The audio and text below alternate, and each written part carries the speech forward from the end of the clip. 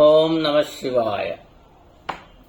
YouTube ప్రేక్షకులారా subscribe చేయండి, మా యొక్క ఛానల్ని చూడండి. బాలా పిక్చర్స్ మా ఛానల్ సబ్స్క్రైబ్ చేయండి. ఇందులో మనం ఎన్నో చెప్పినాము, ఎన్నో చిన్న చిన్న విషయాలు చెప్తున్నాం, పెద్ద పెద్ద విషయాలు ఏం చెప్పడం లేదు.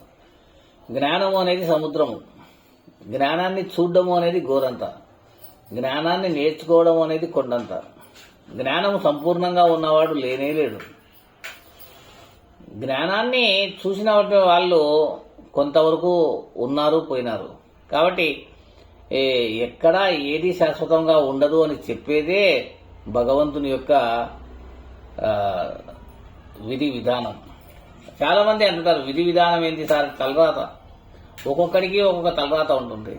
ఒకడు ఎన్నిసార్లు ఏం చేసినా కూడా కానీ ఒకడు ఏమి చేయకున్నా ఫలితాలు వస్తూనే ఉంటాయి. వాటంతా వాడు పెరుగుతూనే ఉంటాడు. ఫలితాలు అనేవి చెప్పిరావు, చెప్పకుండా వస్తూ ఉంటాయి.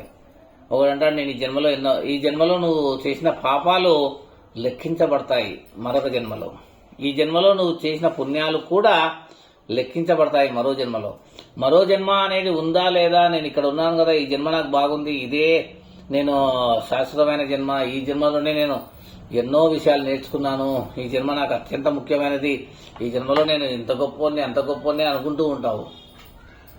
కాబట్టి జన్మ అనేది ఎవడైనా జన్మిస్తారు.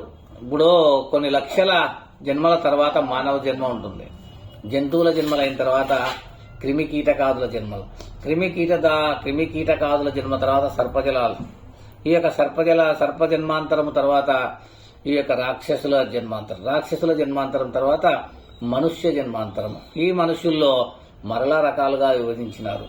ఇలా జన్మాంతరం. ఒక బ్రాహ్మణుడుగా వీడు పుట్టినాడు అంటే కొన్ని లక్షల సంవత్సరాలు తపస్సు చేసి ఉంటే తప్ప వీడు బ్రాహ్మణుడుగా జన్మించడు. అందుకోసమే బ్రాహ్మణుడి యొక్క వాక్కు దైవ వాక్కుగా చెప్పబడుతూ ఉంది పురాణములో కూడా, ఎక్కడ కూడా. ఎందుకు అంటే కొన్ని లక్షల సంవత్సరాలు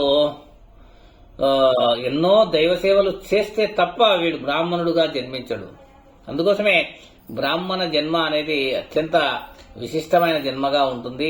కావున ఈ జన్మ ఎత్తినవాడు సాధ్యమైనంత వరకు దైవనామస్మరణము, పురాణము, ప్రవచనాలు చెప్పుకుంటూ జీవించవలను. Thank you very much. Subscribe మీ. ఇంకా చాలా అద్భుతమైన వీడియోలు చేస్తాము.